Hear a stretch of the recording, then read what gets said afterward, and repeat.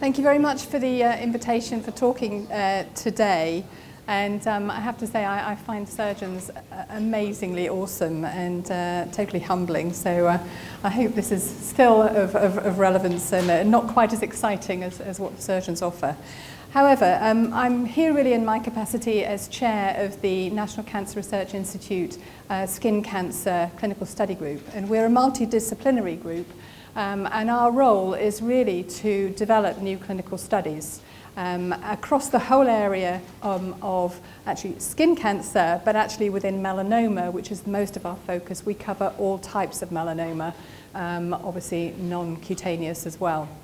And we like, in our portfolio of studies, always to have a study, at least for uveal melanoma, albeit in advanced disease. The comment was made earlier about the fact of that there is no adjuvant therapy, and that's because we're still looking for an active systemic therapy. And unfortunately, the way we develop new treatments is we tend to start in patients with advanced disease, for better or worse, and we can argue whether philosophically that's appropriate and biologically whether that's appropriate in this disease. But until we have a really good signal in advanced disease, it's going to be quite tricky to do adjuvant studies. Anyway, I want to really just sort of bring you up to date with the studies in the portfolio, some of which you may or may not be familiar with. And there's two sections to this talk. Firstly, the first set of studies, SWAV Summit and CellPacker studies, which have really focused on some of these new signaling molecules. We call them small molecule inhibitors. We've done a set of studies, particularly with this compound, selumetinib, a MEK inhibitor. And I'll explain the rationale for that set of studies and where we're going currently in the UK. And also then to switch into a second set of slides where I'm going to start talking about immunotherapy, a particular trial that I've been involved in and is looking very promising in uveal melanoma. And I will let Christian take over and talk about immunotherapy generally after lunch. So you know the background. I was wondering how sort of frank to be with this audience, but I've already learned that you guys know a heck of a lot about your condition and you're not squeamish about anything to do with your prognosis. So the facts are the facts, and forgive me if some of it sounds pretty tough, but you know those facts. So you know that this disease has a poor prognosis when it becomes metastatic, with a limited life expectancy. And you know that at the moment we don't have a standard of care for that disease. And it's great to hear about innovation in the surgical world. My area is the non-surgical world. And what's happened really over the last 10 years, I think, which is giving us a lot of hope across the whole of oncology, is that we're learning far more about the molecular biology of cancer, and we're applying that to cancer therapeutics. So if we can understand what's driving cancer, can we actually have a more targeted approach than the old-fashioned cytotoxic chemotherapy, the dacarbazine that has always been the standard, and we know has really negligible role in this disease. And we now know that there are some key mutations that most uveal melanomas have, particularly the GNAQ, GNA11, and the c-KIT molecules, which are abnormal in a high proportion of melanomas. And this is giving us great hope that we might be able to use this information to develop new therapies. So just before we go into the detail, I want to just sort of give you a schematic of how we are approaching particularly some of these treatments, which are these small molecule inhibitors, these signal transduction drugs, which are now entering the clinic in a number of different tumor types. So this is a cell, and in the normal cell, there's a kind of pattern by which the events at the cell surface make a difference of what's going on in the cell nucleus and then cell proliferation. So this is supposed to represent a receptor. So we have molecules on the cell surface that interact with signals outside of the cell. For example, a growth factor. The growth factor links to the receptor, and that linking says, hey, we're going to start doing something in the cell. And the whole series of steps will be cascaded through a number of different molecules and proteins that will ultimately send a signal to tell the cell to grow. to grow and divide, to affect the DNA. And that's happening all the time in proliferating cells. It's the basic signal transduction pathway. That's very, very simplistic. Actually, there are multiple pathways going on all the time. And what we're trying to do is interrupt the flow of that signaling. So here, if you take, for example, imatinib, which is one of these signal transduction inhibitors, which is targeting c-KIT, this is a receptor. This is the top of the receptor outside of the cell, and this is the bit of the receptor inside of the cell that's linking and signaling with a molecule inside the cell. And as a consequence of that interaction, it sends messages to proliferate. But if imatinib is given and that gets into the cell, then it blocks the interaction here between the receptor and its molecule. And so no longer can it send those signals down to the nucleus. And so that's the general basic principle of signal transduction inhibitors. And we also know them as tyrosine kinase inhibitors, other kinase inhibitors, because these are sort of enzymatic reactions called kinases. So that kind of concept has been applied to uveal melanoma. And the initial interest was, in fact, with this drug imatinib, because KIT is overexpressed and abnormal in a lot of uveal melanoma cells. And it has become a very effective treatment for a different type of cancer called a GIST, gastrointestinal stromal tumour. And so a couple of colleagues of ours, Paul Nathan and Ernie Marshall, led a small study, single-arm study called ITEM, a number of years ago now, looking at the role of imatinib in uveal melanoma, and didn't, in fact, show any significant activity. So then we went back to the drawing board, and actually there was another molecule called sunitinib. One of the problems may be that sometimes the drugs that we're using are too specific. So if there are multiple pathways and we block one of them, it's like going down a motorway that's blocked. You find an alternative path around the block, and that's what's going on in the cells. So here, maybe if you just block KIT, then the cell is signaling via a different route to enable it to continue to grow. And sunitinib is actually an interesting drug in that it is selectively affecting a whole different number of receptor-dominated pathways. And that drug has gone on to be effective as a treatment for advanced renal cancer.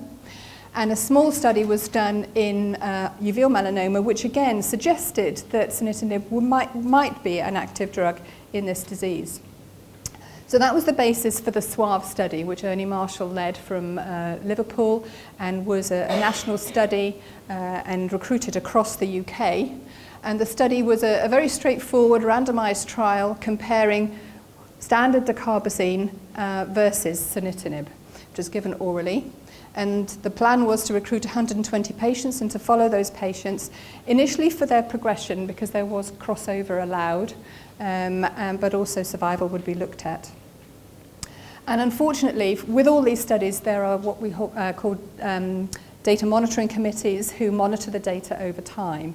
And sometimes if there is evidence of problems or the fact that they don't think that trial is ever going to show a difference, they might suggest that the trial closes early, because it would be unethical to continue to recruit patients if they clearly can't see that it's ever going to benefit them.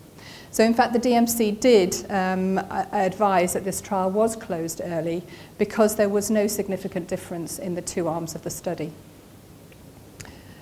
And the data, which is just being published, it was published and presented at a cancer congress a year or two ago, is about to go into press shortly. And you can see here, again, you've seen some of these survival curves earlier, but if you look at this is progression-free survival with 100% of people alive at the start of treatment, and then monitoring them over time on the x-axis, and that's months. You can see that the red and the blue lines, the curves are exactly the same, suggesting there's no difference at all between those patients who had the dacarbazine or had the sunitinib. And they looked at the response rate.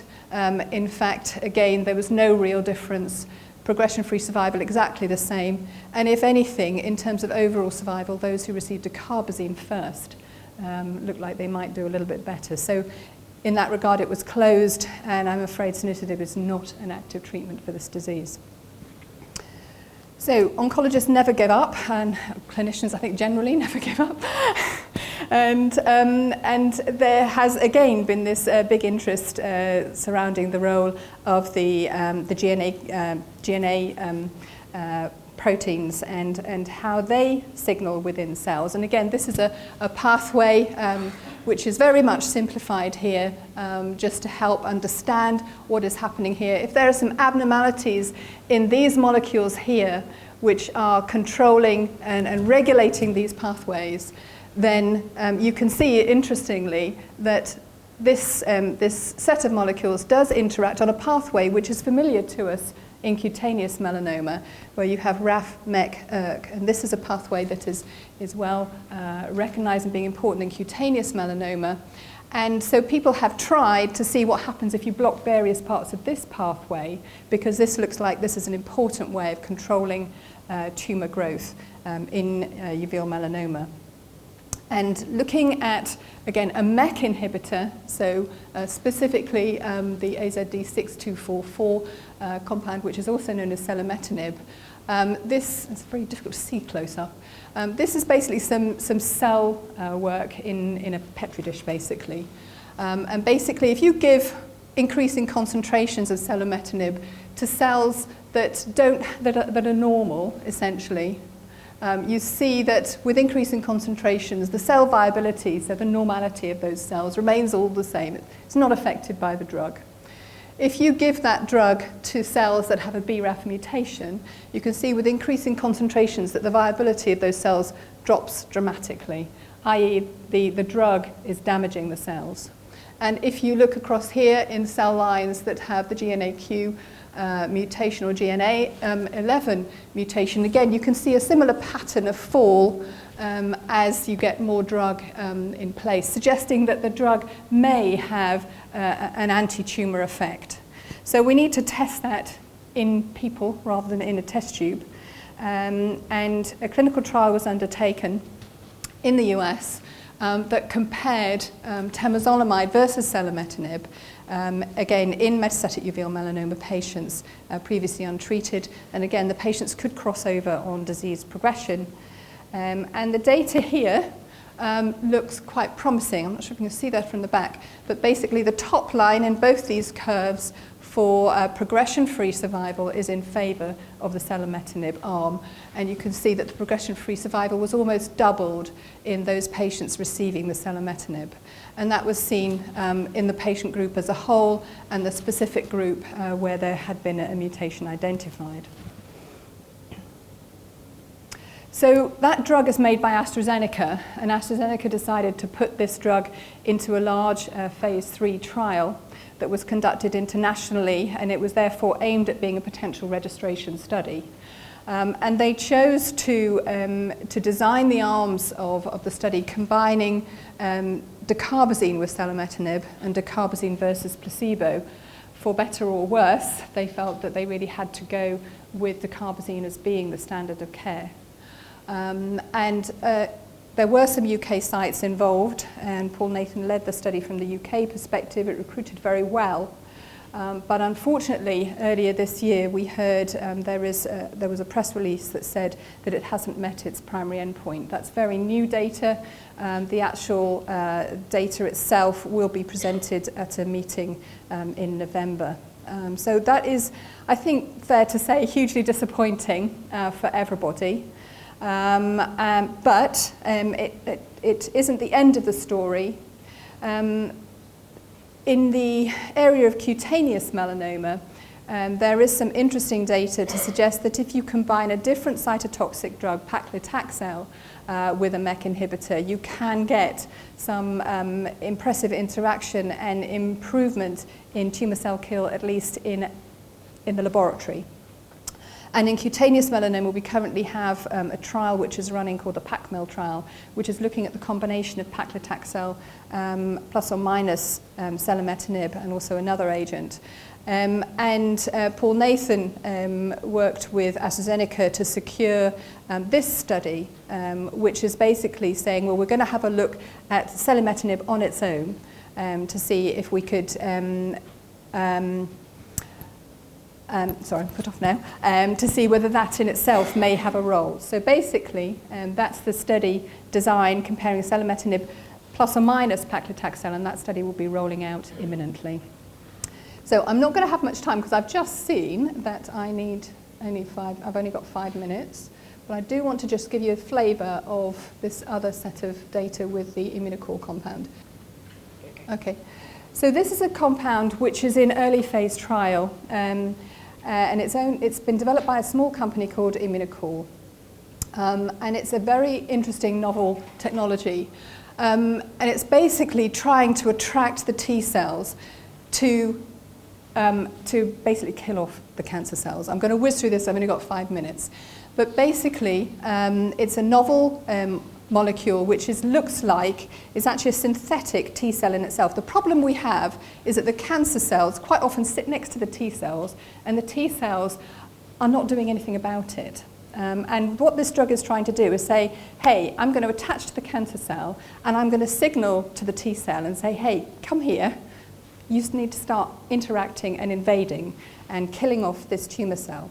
So it's making the T cells recognize the cancer cell to kill it off. So in effect, it is a soluble T cell receptor with a little antibody fragment attached to it. And this is exactly what it's doing. If we just concentrate on these pictures here, so basically the little blue molecules are the drug which is coming in. You give it intravenously. It attaches to the cancer cell. It attracts in the T cell, and the T cell starts to generate lytic vessels, which then basically generate apoptosis. And what I really wanted to show you is this pretty little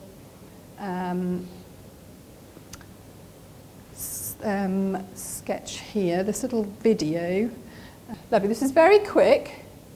Basically, the blue cells are your T cells, the red cells are the cancer cells, and the green cells are normal cells. And if you start focusing on the red cells, you can see that the blue cells start to gather around them, and the red cells start to get all bubbly. They're apoptosing. But if you look at the green cells, they're completely untouched. So it's highly specific to the cancer cells. And we can put that into patients, and we're beginning to see some interesting effects. So we've got 2 cohorts of patients that have been running. We've got a group of patients who are receiving this drug weekly, and we've got a group of patients who are receiving this 4 days in a row every 3 weeks. We're seeing a lot of inflammation, which is suggesting that the drug is clearly doing something. And those kind of symptoms are rash, pyrexia. The dose-limiting effect is hypotension. So we've done a dose escalation study. We started from homeopathic doses. We've now actually got to a recommended dose. And what's interesting is that if you give, the more drug that you give, basically the patients become tolerant to the side effects. So they do have a tough time in their first week or 2 of treatment, but then it's very clear that they become tolerant to the side effects. And I don't have any specific data that I can show you regarding the patients because the data is embargoed again for presentation at a meeting in November. But we've seen responses in both cutaneous and in uveal melanoma patients. So in 5 uveal melanoma patients treated at a reasonable dose, there have been 2 definite partial responses, 2 stable diseases, and 1 progression. So that's pretty good out of this cohort of this particular disease.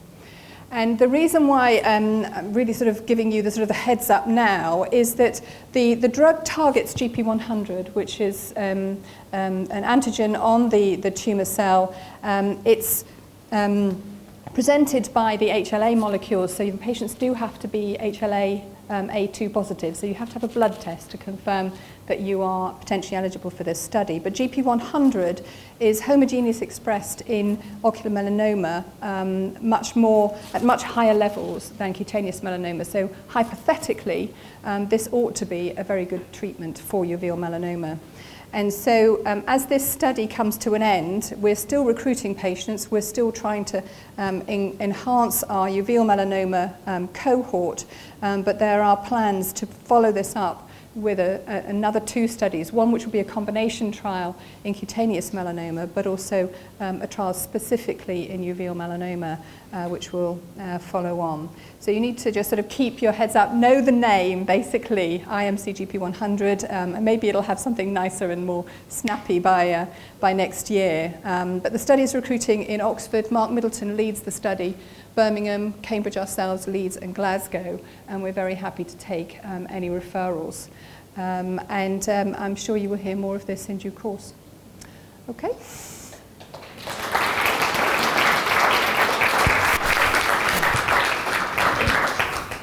Thank you very much. Does anyone have any questions?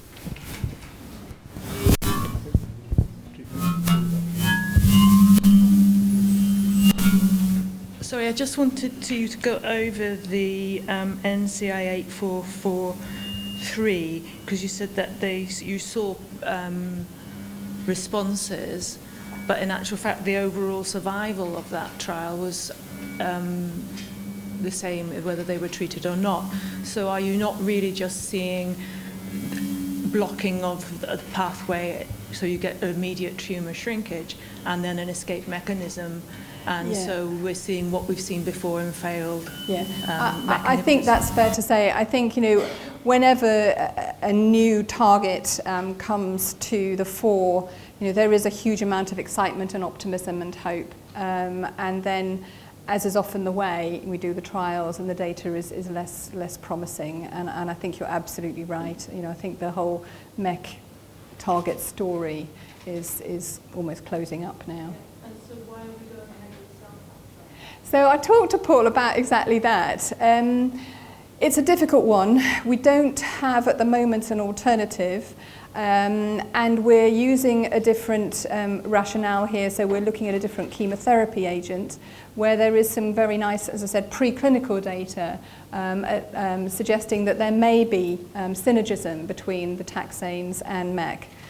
So it is, yes, so it is, it is used.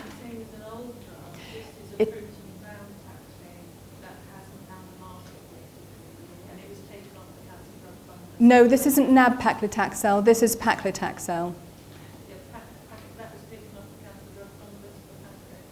No, they took nab-paclitaxel off, so that's a newer drug, a newer way of presenting paclitaxel. This is, as you say, the old style paclitaxel, which, and it's that with which there is some interesting evidence of this synergism with a MEK inhibitor. So not to be confused at all with nab-paclitaxel, Abraxane, which is not being tested here. Thank you. Does anyone else have any other questions for Dr. Pippa Corrie?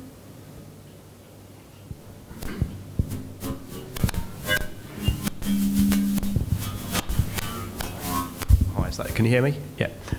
Is it conceivable that there'll be the IMCGP100 availability outside of those who are HLA positive, HLA plus positive?